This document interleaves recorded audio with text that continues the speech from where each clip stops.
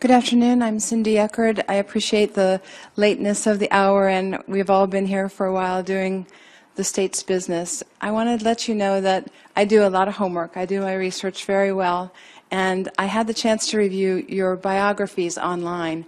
And I just want to say thank you. In this room, collectively, is a group of people who have served their community beautifully and have taken care of the children of this state for a long time. And I just want to say thank you and to say hello to Senator Young, with whom I worked many, many years ago.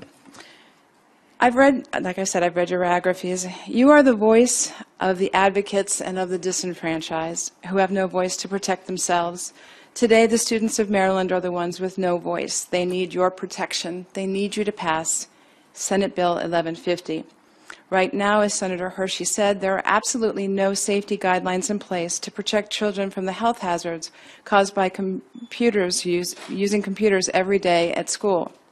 Although every educational initiative calls for more computers, no one is paying any attention to the well-documented and well-known health risks these devices pose, especially to growing children. SB 1150 corrects that situation. It requires the schools to work with the Department of Health and Mental Hygiene to create safety guidelines and to monitor their implementation. What are the health risks? There are too many to name in 3 minutes effectively, but according to OSHA's documentation, which goes back 20 years, people who use computers every day suffer from fatigue and headaches, as well as neck and shoulder pain, dry eyes, and blurred vision. The symptoms are actually worse for children because their young eyes can't protect themselves from the screen's damaging blue light. It goes straight to the back of a child's eye, increasing the risk for macular degeneration and potentially blindness. I'd like to just stop on that one word for a moment, that some of the things that our children are facing every day increasingly could blind them. That's why Prevent Blindness America and the National Center for Children's Vision and Eye Health have endorsed Senate Bill 1150. These national experts in children's vision recognize the real danger that Maryland students are now facing. They're asking you to take a stand and protect this generation of children. Working on computers for hours every day also increases the chance that our children will develop myopia, permanent nearsightedness. The University of Southern California has just completed the largest study ever conducted on this visual impairment. USC reports that the number of children who are suffering from myopia has more than doubled in the last 50 years, and the researchers know why: screen time.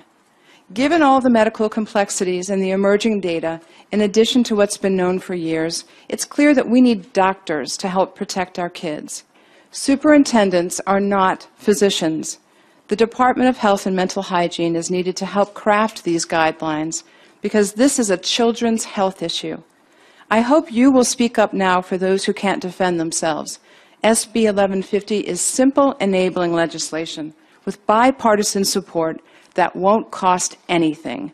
Our children are owed a safe learning environment. Please make sure that students are both tech-savvy and tech-safe. In addition, I had the opportunity to sit in on a conference call. The Children's Environmental Health and Protection Advisory Council met this morning, and I have been speaking with Dr. Mitchell, the chair, and they will be sending you a letter suggesting that the setup of guidelines is necessary. They had a beautiful presentation this morning from a Johns Hopkins doctor, and I'm sure they'll be sharing that information with you. Thank you. I'll be happy to answer any questions.